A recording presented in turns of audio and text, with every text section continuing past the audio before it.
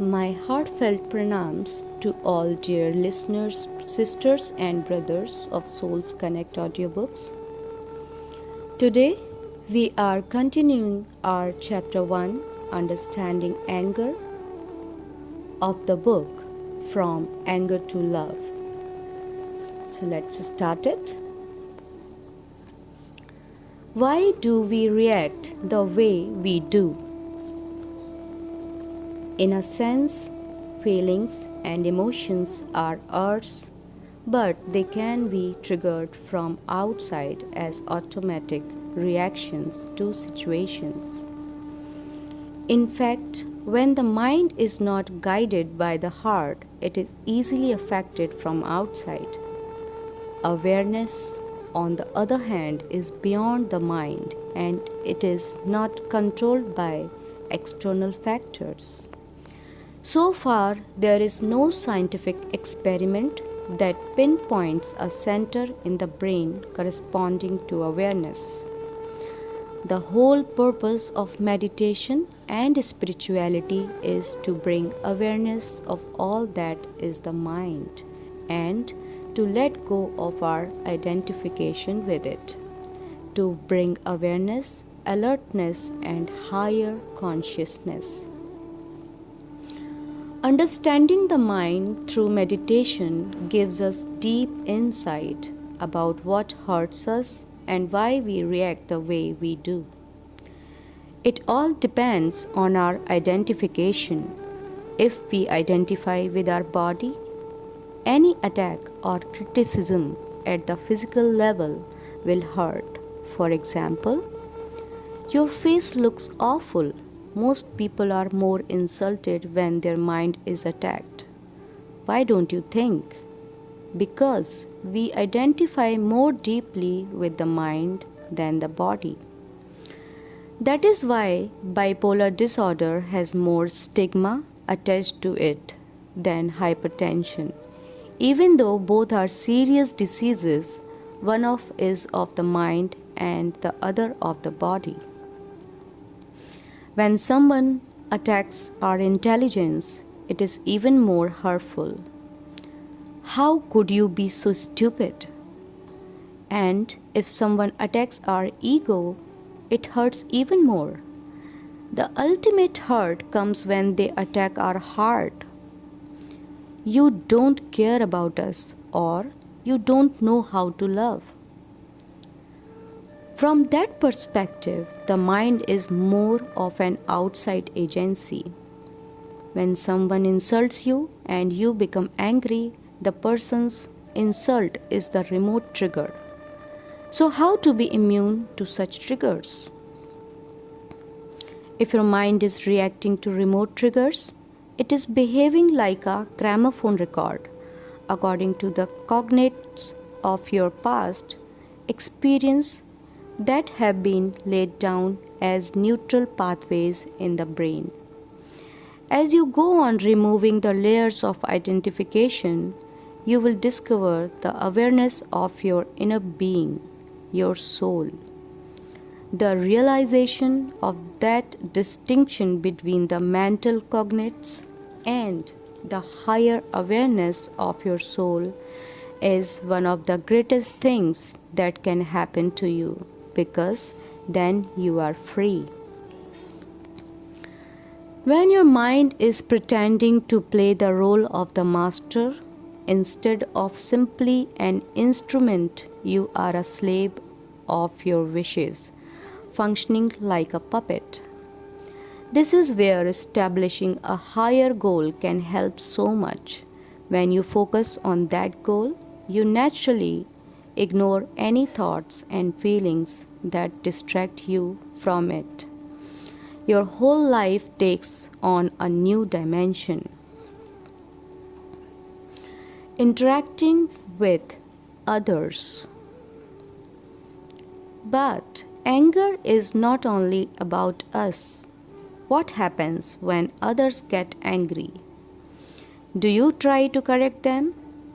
Buying time is the best support you can give, as the anger will dissipate.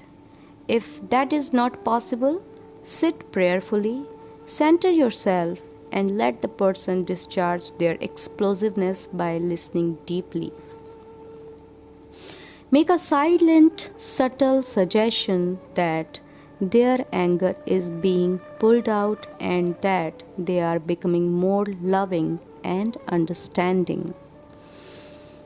Can cheerfulness and anger go together? Just as fire doesn't emit coolness, anger does not emit and receive cheerfulness and love. So, even if you are healthy, wealthy, and intellectually sound, what will happen if your ability to love and be loved is compromised? You can see the consequences. Within you are all kinds of gifts: joy, humility, simplicity, purity, kindness, and compassion, and very strong moral muscles. If anger is misused, all these can be incinerated by one tiny spark.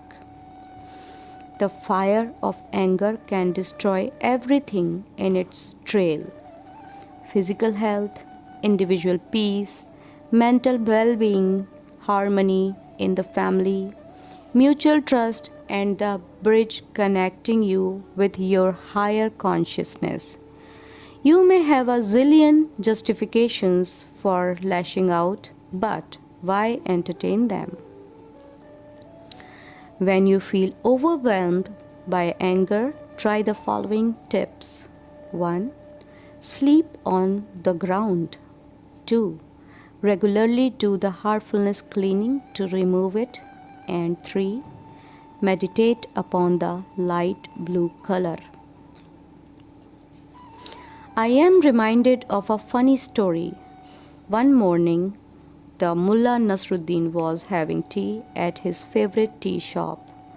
A 12-year-old boy came running through the door, went directly to the mullah and knocked his cap off his head. The boy ran away, thinking this was a great joke, and the mullah picked up his cap and put it back on his head. For the next few days, the same thing happened, and the mullah remained calm and unaffected, even though others in the tea shop were irritated by the boy's prank. One day, a friend asked the mullah, "Why don't you do something to teach that naughty boy a lesson? Don't you get angry?" "It is useless," the mullah replied. The very next day, the mullah arrived at the tea shop a little late, and when he entered, there was a soldier sitting at his usual table. So he sat at another table. The boy entered like clockwork, following his daily routine, and ran straight to the mullah's regular table, knocking the cap off the soldier's head. The soldier got angry, caught the boy, and lifted him off the ground, threatening all sorts of punishments. Mullah Nasruddin turned to his friend and said, "Now do you understand? Anger as energy." Let's go back to the idea that anger is energy that cannot be destroyed, and its higher purpose is to bring about personal improvement and change. Whenever you are angry, become aware of the energy flow. Ask yourself, what is it telling me? What longings of mine are not being addressed? What can I do differently? Use the opportunity to improve yourself. In such awareness, there will be no aggression, only hope for a brighter future. As a gist of this chapter, suggestions from Kamlesh ji. Anger is energy. Notice how the energy of anger is flowing through your system. Don't repress it. Let it be there and become aware of your patterns, your needs and longings, and your reactions. Then ask yourself, what will I do differently? Use the energy for purposeful change.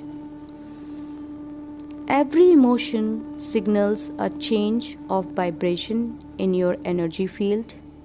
Often it is a subconscious pre-programmed reaction that surfaces. Thinking comes later.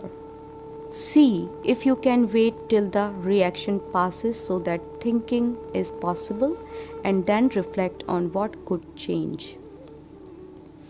When you experience excessive anger, then some practices are: 1.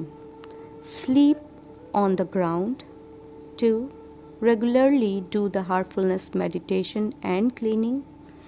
And 3. Meditate upon the light blue color.